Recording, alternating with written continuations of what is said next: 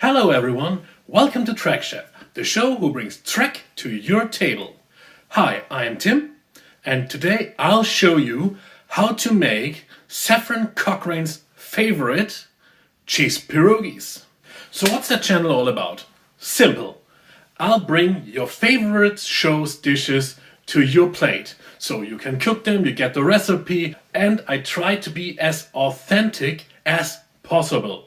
2 years before I started a German channel, so most of the videos you will see in the near future are dubbed versions of the German version.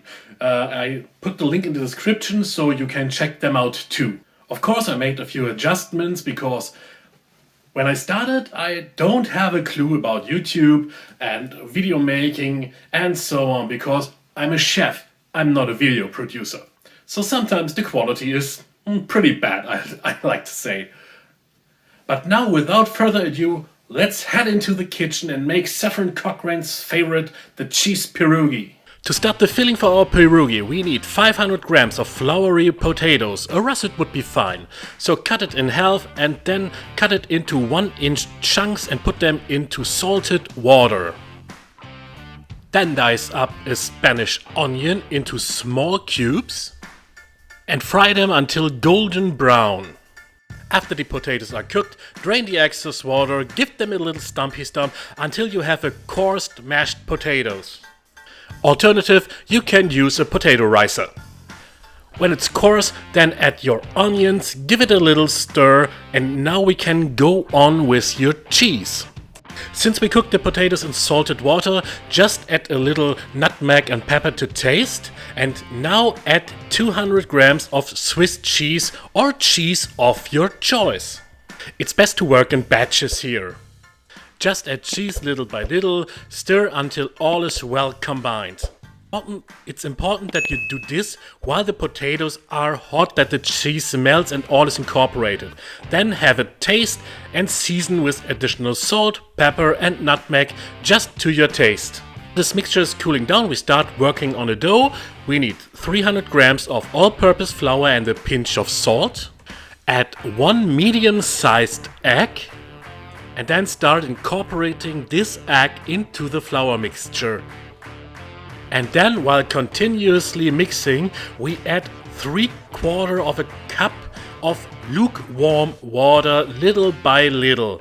We hydrate the flour. We don't want to get it too wet. If it's too wet, add just more flour. If it's too dry, add more water.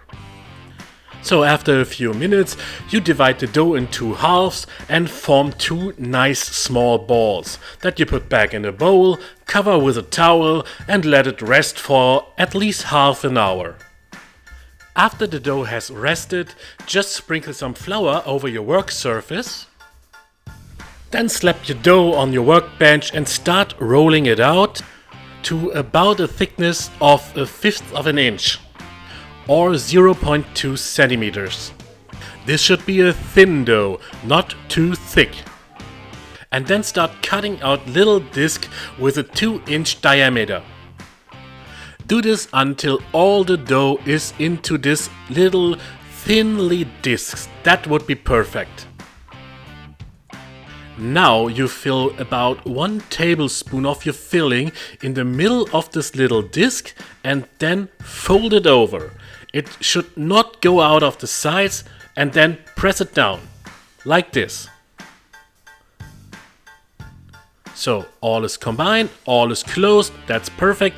Now take a fork and make little crimps in. That will seal it and give it also a little nice look. First off, we're cooking them into boiling water until they start to float to the top. Please work in batches, do not overcrowd your pot here. When they float on top, they are ready. While the pierogi are draining on a paper towel, we melt some butter on medium heat and we add our pierogi clockwise to the pan. We fry them for about 2 minutes on each side so they get a nice crust and turn lightly golden brown. And when they are looking like this on both sides, they are ready to get out. Put them on a paper towel or a wire rack to drain the excess fat. Serve them with a little bit of sour cream, and happy first contact day, you all! Do you like the recipe? What's your favorite trek? Next week I'll make hasperat, and in a brine that's so spicy it will sear the tongue and cause your eyes to water. So stay tuned, subscribe to my channel, and we'll see us next week with my hasperat recipe. So stay tuned and eat long and prosper!